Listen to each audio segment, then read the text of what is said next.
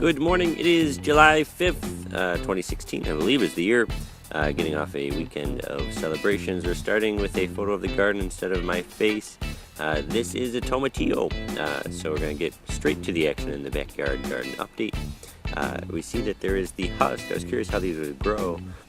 So there were little flowers before like these, and then pretty soon after, these husks kind of came out of that flower.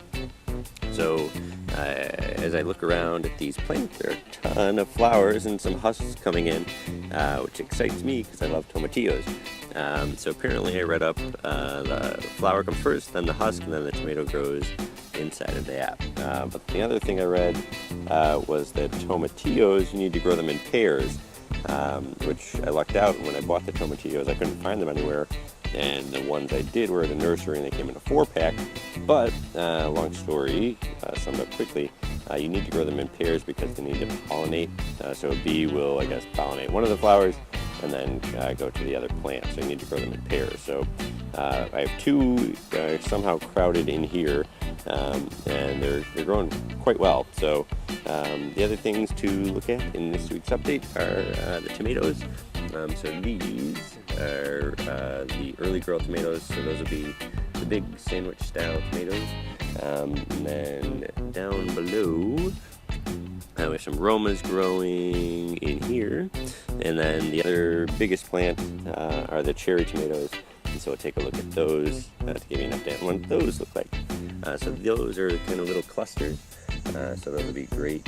Those will probably hopefully be ready first because they're the smallest of the 4 in the tomato-esque family that I'm growing. So those should be ready first.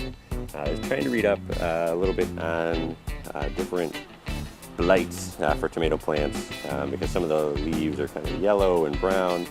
Most are pretty good, pretty lush and green, but there's some leaves that are a little messy or a little kind of yellow. So I couldn't find definitively what the cause was. My concern was if I was overwatering, underwatering, but for the most part, the plants are still healthy and growing, so that's good.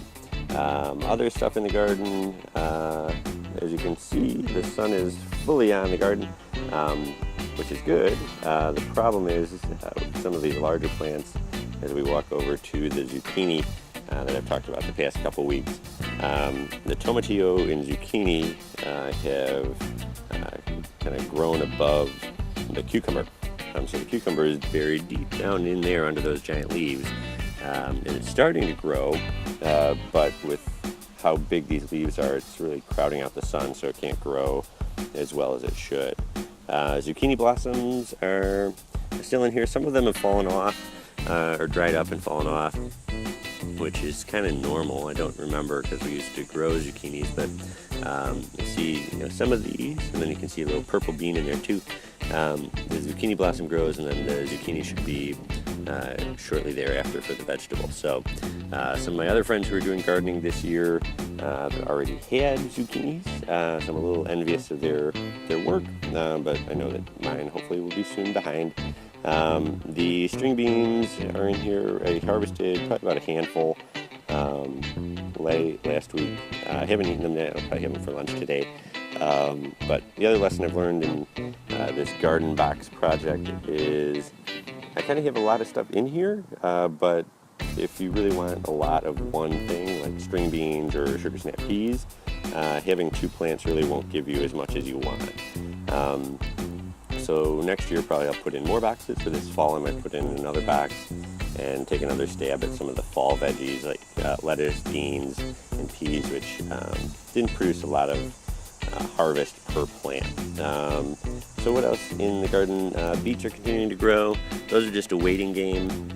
They may be a little too crowded to produce any sizable beet, but we'll see. And then what else?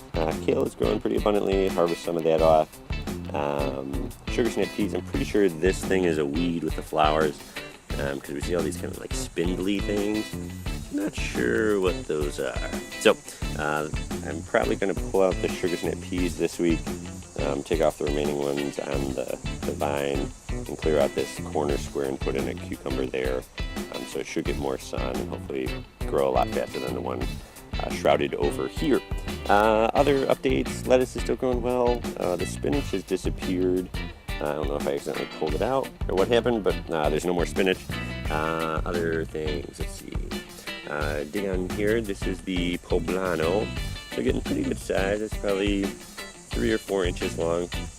The bell pepper, as we mosey down here, is kind of big, but the plant is quite small. So that should be interesting how that continues to grow. And then we'll spin back over for one more pepper shot. These are the jalapenos are in here. So we got a little guy right there, and then a little bigger pepper off to the right. So that's the main stuff in the garden as it continues to flourish. I think what else we have. The herbs. I keep picking off the basil. When the herbs flower, you should pick off the buds so it grows leaves instead of flowers. So the basil is looking a little bit better than it has in the previous weeks as I water it, fertilize it, and pick off the flowers. The oregano is kind of looking a little stalky as we swing around. The oregano is on this side of this little pot. Not a ton of leaves, but they're kind of nestled on the bottom. I haven't really used it much, so that's probably part of it. And then in the side pot, I tried to grow more herbs. The cilantro is taking off, so my salsa dream garden is coming to fruition as the tomatillos grow, the peppers grow, and now I'll have the cilantro. So those will be the 3 main ingredients for salsa verde. I'll have to pick up some limes because I don't have a lime tree. And then these are the other tomatoes that I started from seed that were growing alongside the tomatoes in the box. And there just wasn't room for them, so I moved them to this pot. And they're starting to grow. My concern with these was the soil is too moist. So I've tried to not water it as much to make sure that they aren't soaked. So those are the main garden updates on Tuesday, July 5th. Don't want to look at the back of my yard. It's kind of boring. But then you can grow like this. Brian, I can't grow a lime tree, although I do appreciate the comment. We do not live in a tropical climate yet. Soon enough it will be tropical.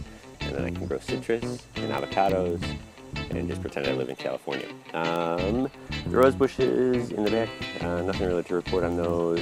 I'll take you back to the tomatillos in the back for our control experiment. So the back 2 didn't have the special soil, the fertilizer, so these are just in the regular dirt. So let's take a look. Alright, so these are the 2 tomatillos that didn't have any special treatment.